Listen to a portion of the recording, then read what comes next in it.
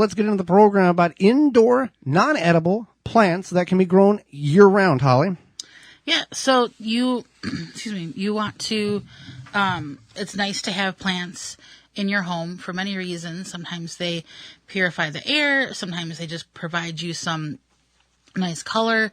Sometimes they also just offer, I don't know, whatever, something good.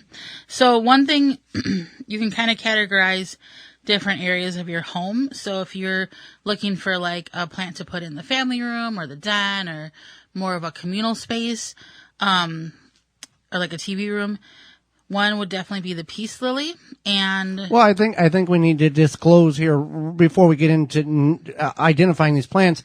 One, you need to know that you are capable of having a plant indoors, meaning if you don't have if you don't have to worry about small children getting a hold of it, tipping over, if it's going to be elevated high enough, if you've got animals, pets that may use it as a litter box or just as a curiosity device and knock it off shelves and stuff like that.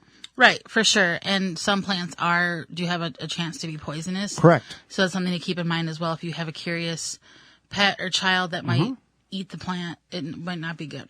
So that's definitely a good point. And also, you have to consider lighting conditions. A lot of these house plants either like a lot of light or don't like a lot of light. Sometimes it is in between, but that's something to keep in mind as well. All so right. the peace lily. Peace lily, yes.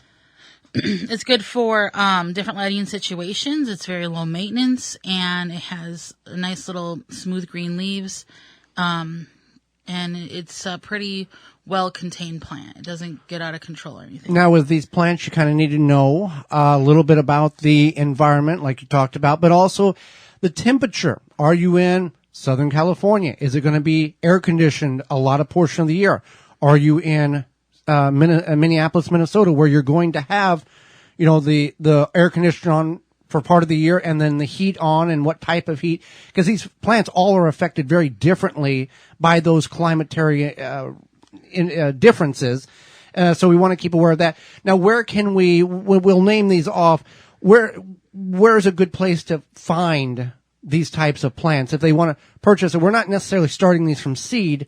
We're getting these already established and bringing them into our home.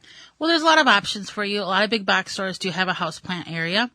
Also, you can call your local garden center, and sometimes they have houseplants. And they've got it like a year-round greenhouse that they've keep them humiditied, and warm all year. Yeah, and then also there's smaller garden centers that will have. If you ask around, sometimes if you call a garden center and they say, no, we don't have them, but maybe a different garden center does, a lot of times they'll give you the information.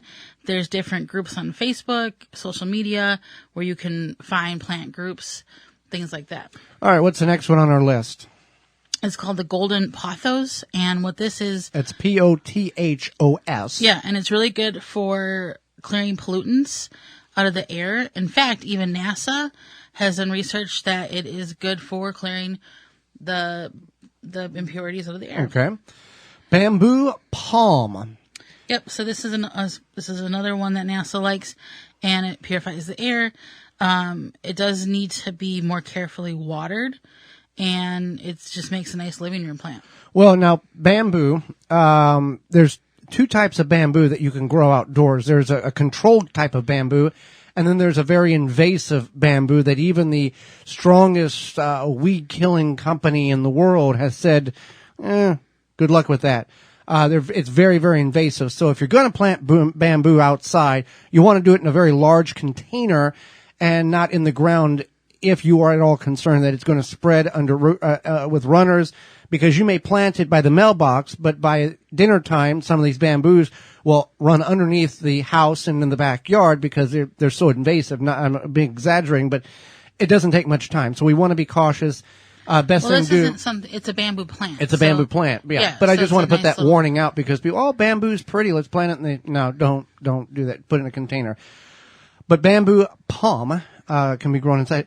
And also, let's see here, what else we got? French lavender. Yeah, so these are stuff that is good for maybe where you sleep. One would be because it's helpful and relaxing.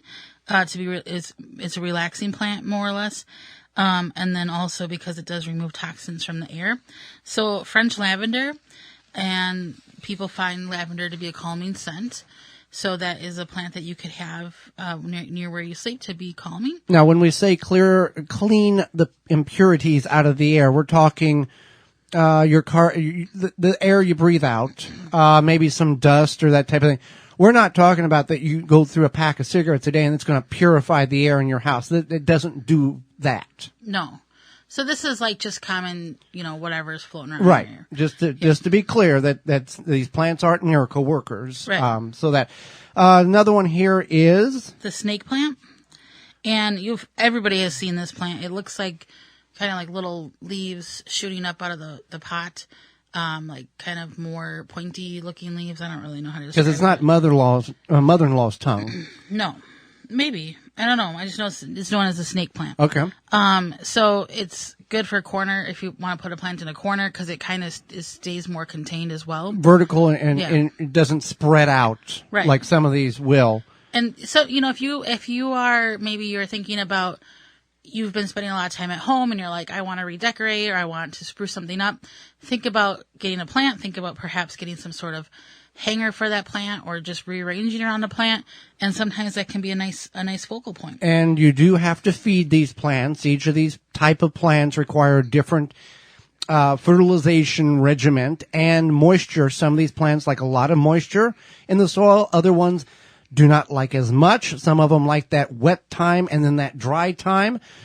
And also it all depends on how dry the air is in your home as well, how frequently you need to water in addition to how much soil is in the pot, because the less amount of soil you have, the quicker it's going to dry out.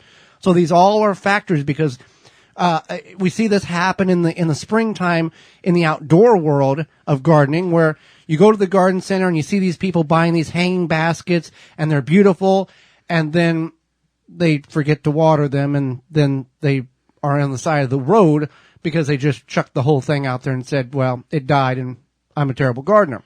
Right. You got to water it. Right. And that's another thing is actually a lot of times if you go onto different like websites like the Facebook Marketplace or Craigslist, people are getting rid of houseplants for whatever reason. Maybe it was too much of a commitment for them. Maybe they got a pet that decided that it wanted to be best friends with the plant, whatever, small children, who knows. But sometimes you can find really nice developed plants in nice potted containers for a pretty good price. All right. We've got, what else we have here? We got the, it's called the Dracaena, I think is how you pronounce it. And this is when you have a lot of space to fill. So say you Corner have of a 3-season room of some sort. or Yeah. something like that. But the leaves can be toxic, so that's something to keep in mind. We got a fern. We got ferns. Ferns are easy to grow. So ferns do good in bathrooms because they like a little bit of humidity. So and they seem to be able to tolerate that low light. Yeah. As well. And then another one, this is a really good option if you don't have a lot of light, is a cast iron plant. It's very hardy, and if you forget to water it or something, it's okay. And if you forget to water it for 2 weeks, it's okay. If you forget to water it for 7 years, no. No, but like it bounces back from not watering for a little bit, and it doesn't need a lot of light. Orchids is something that you enjoy. Yeah, I don't know why I don't have an orchid yet. It's yeah. But these are tropical plants, and there is a very unique and way to water them. They actually will grow in the like the roots or the armpit of the tree, where it will get some water and then it will dry out. These roots are not necessarily in soil, so it's one of those, you water it and then you pour the water off, and that's how the orchid grows, and it blooms a couple of times a year. I think we've never had one, but there are multiple. No, we have not. There's multiple different varieties in which you can get. There's a little maintenance to it, but that's the same with all of these plants when it comes to that. Now, in the studio here, Holly went to a local independent garden center, I guess it was, and bought this humongous plant. I have no idea what it is. It's a monstera. It's a monstera, okay. And the purpose of this humongous plant is? It will help purify the air. Okay. And it's pretty, and it's nice. And I like it. And then the other one's sitting. I got a calathea, and actually one of my coworkers gave it to me. She bought it for me for my birthday like a few years ago, and it was at my office. But now I work from home. Right. And So we thought it was dead. Yeah, but Because you hadn't been in the office for 6 months. no, it was like 3 months. Well, whatever. it seems like 7 years. But anyway. Right. Yeah. But luckily, our maintenance guy, he watered the plants in the office, so it was actually probably overwatered, but that's okay. So yeah, now it's here. We repotted it into this fun little planter, and that's where we're at. English ivy is a very easy plant to grow indoors. Peppermint is another one. Anything with mint in it, you want to grow it in a container. Lemon balm is also another easy one to grow. Now the English ivy, the peppermint, and the lemon balm are good for like the home office. Uh-huh. So they can. Lemon balm is nice. Peppermint, peppermint's supposed to help your memory. What? Yeah. Uh-huh. Mm-hmm. That's your hearing. Uh-huh. Uh-huh. Yeah. Who are you? Sometimes I wish I could forget about you too, Joe. All right. Mm-hmm. People are yelling at the radio going, see, they're the same as us. Yeah. So, excuse me. So English ivy. Now, another thing is to keep in mind is that some of these plants might vine and grow and whatever. So, I know one of my coworkers had an ivy and she would have to cut it back at some point. Otherwise, it was just like climbing across the cube walls. So, yeah.